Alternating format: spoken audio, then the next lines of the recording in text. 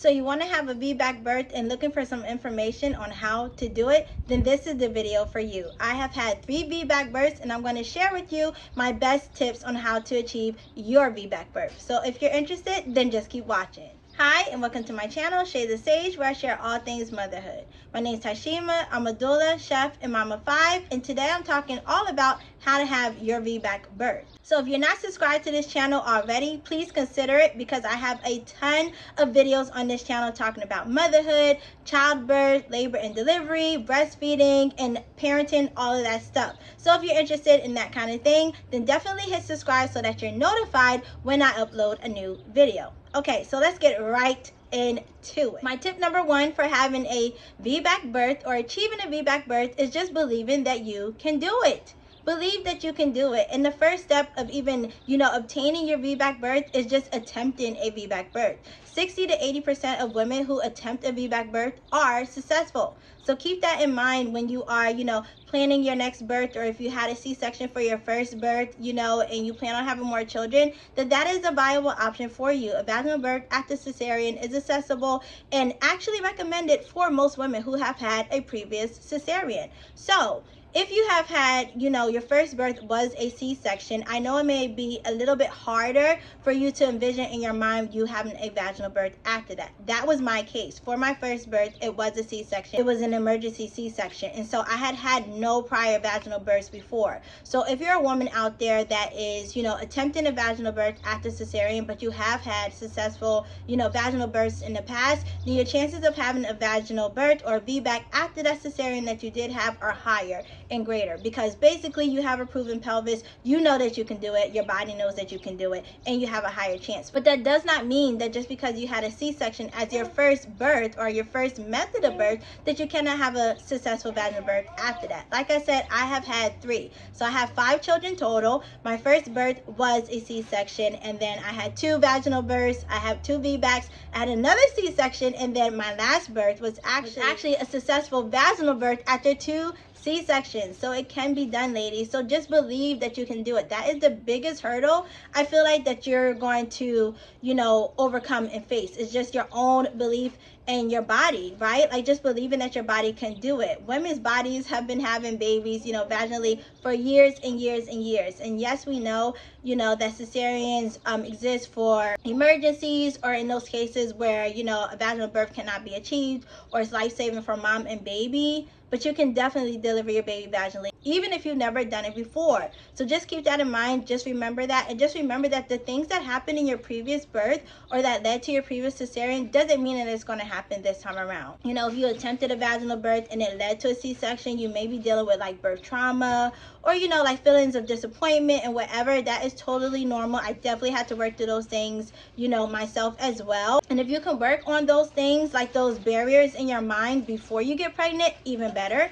But, if you do end up pregnant after that cesarean and, you're wondering or weighing out the options on if you can even, have a vaginal birth, if you want to have a vaginal birth, just know that those circumstances may just have been just for that pregnancy, just for that birth, but it does not discount you being able to have vaginal births after that. Okay, so just believe that you can do it. Believe in your body, believe in your baby, because you're working together when you have your labor and delivery, and just believe that you can do it. That's the biggest thing I feel like. It's just your mindset, having a positive mindset surrounding birth, and specifically a vaginal birth after cesarean. So the next thing that I want to mention is educating yourself. So educate yourself on vaginal birth after cesarean. I feel like this was, for me, one of the biggest things as well, because again, I love childbirth, right? But I'm a researcher as well. So if I'm learning something new, I literally do my best that I can to learn everything about that topic. Now, I don't know everything about, VBACs and stuff like that,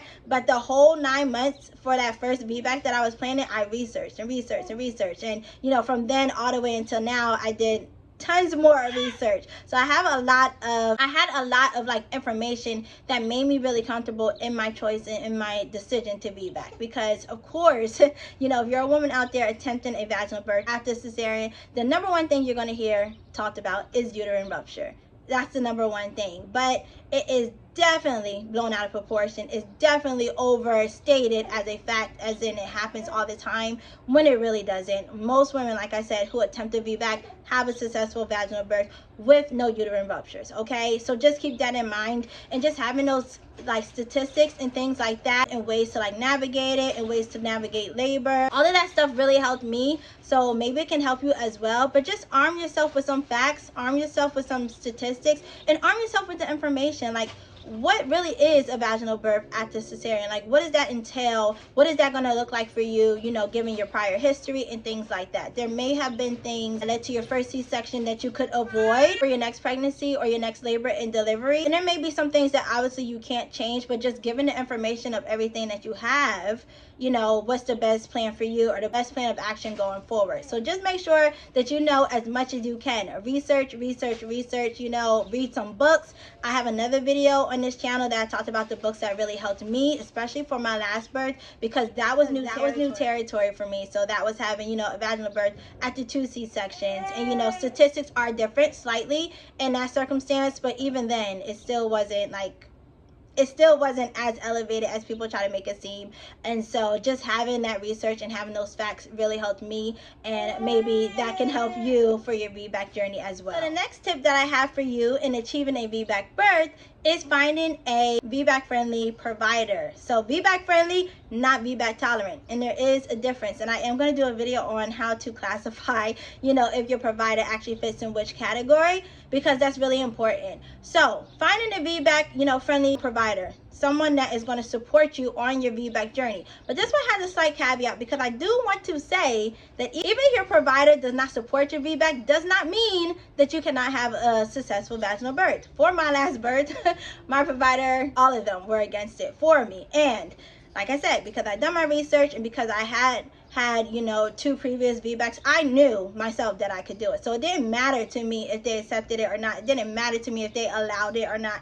I was going to do it anyway, and I was successful, and I was completely confident in my decision. But if you're running a case where, you know, you can't find one, you know, in a timely fashion, or they don't take your insurance, like for me, my situation was obviously a vaginal birth after 2 C-sections is kind of a big deal. Not to me personally, but to the medical field it is. But I was not able to find a provider that would allow me to do that with my insurance. So I had to go in network, and all of the ones in network were not, you know, VBAC friendly providers that accepted a VBAC after 2 C-sections. For one, some of them, but for 2, none of them, right? So I just had to do what I had to do. And then at the end, I kind of, like, I didn't even tell them my plan, but then at the end, I just stopped going anyway. If you'd like to know the specifics on that, you can catch my other videos below. But I do want to say that having a supportive provider is really helpful, because they won't put like time restraints on you. They won't say that you can't do certain things during labor that are not really evidence-based. They just don't want you to do it. And so that is kind of important. But just know that you still can do it, but having their support is going to make it a little bit easier. It's going to make it a lot easier for you, actually, because you won't be fighting the whole entire time. Like, you won't be fighting when you go to your prenatal appointments. You won't be fighting during your labor and delivery to really make sure that your voice is heard and that your desires are granted and you're able to labor the way that you want. If you have, you know, a VBAC friendly provider who supports you on your VBAC journey, who knows what it is that you're desiring to do, what you want to do, and is with you on that plan, right? So just making sure that you have someone, you know, that is knowledgeable about VBAC. That's another thing. Make sure that, and you can go to the back end and look up all stats for any hospital that you want to deliver, any provider that you choose or that you plan on choosing. Look at their stats. See how many VBACs have they actually, you know, assisted. See how many were successful, and see how many still ended in cesarean, because that's kind of important as well. That will let you know that particular provider's philosophy or like their success rate on VBACs, and if, you know, you'll be able to have an achievable VBAC with that provider. So just keep that in mind as well. But also know that if you cannot find one, and if you're in a position where you can't get one, know that you still can have one. Okay. So the next tip, going along with having a supportive provider, is having a good support system.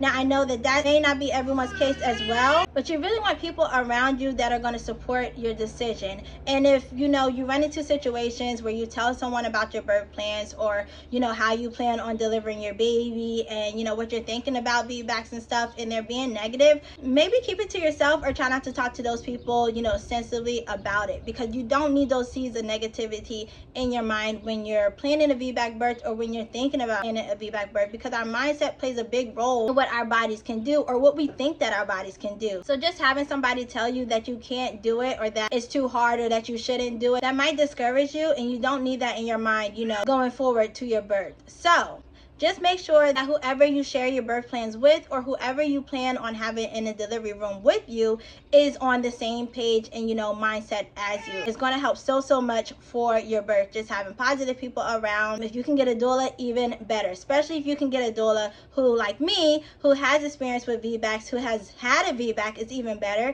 because they know exactly what you're trying to achieve, and they know how to get you there, to get you to your end goal.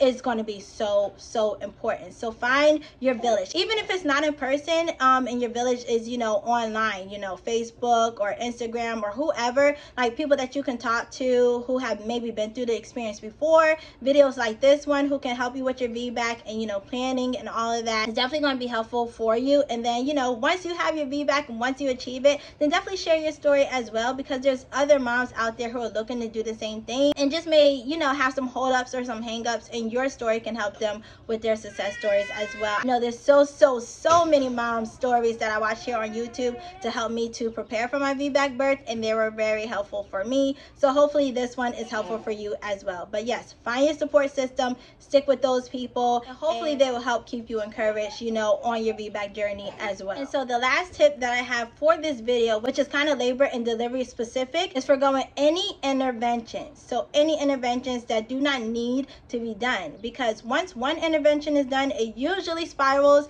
and starts a cascade of interventions, and a lot of times that cascade can lead to a C-section, where it becomes an emergency C-section, or a C-section that has to happen because of other things that led up to it. So in this case, for all of my VBAC births, actually I went into labor on my own. So that's one of the first things that I recommend, is because when I had my 2 inductions of labor, both of those led to C-sections for me. I know some women have had successful inductions and it led to vaginal births, and they were able to do it first time mom or whatever, or VBAC or whatever, but for me, it does not work. It does not work. So I do not do that, and I really just give my body the time that it needs to go into labor on its own. And every single time that my body did that, I was able to deliver successfully. So give your body time to go into labor on its own. I promise you, your body will. At some point, your body will go into labor, and keep in mind, your body and your baby knows when to do that. So that's one of the first things that was really big for me.